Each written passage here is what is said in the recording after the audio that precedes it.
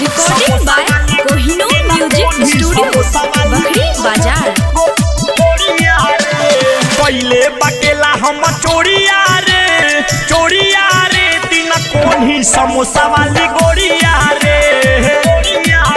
अरे पहले बकेला हम चोरिया रे तीन कोनी समोसा वाली गोरिया रे। पुछला पदे ताड़े गोरिया रे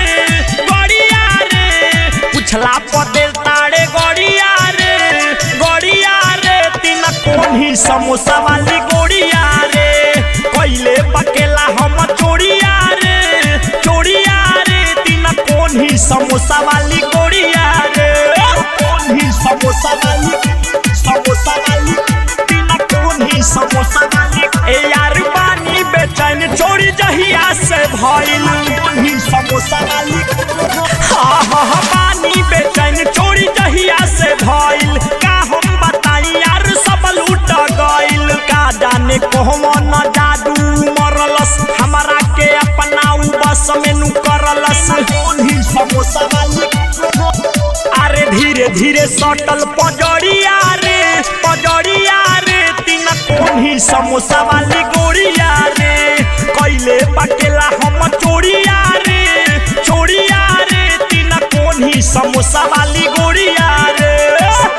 recording by Kohinoor music studio Bakhri Bazar. ए यारा वहायो नील आनंद के चढ़ता पानी कोनी समोसा वाली। ए हो नील आनंद के चढ़ता पानी। सुना नीरज सोनू दिलीप कहानी। रोहित बिहारी शत्रुघ्न जी भारी। कैसे के दूर होई दिल के बेमारी बीचे में मार देली ओरिया रे तीन कोनी समोसा वाली गोरिया रे। कैले बकेला हम चोरिया रे तीन कोनी समोसा वाली गोरिया रे। पुछला पदे ताड़े गोरिया रे पुछला पदे ताड़े गोरिया रे तीन कोनी समोसा ताहर गोरिया रे।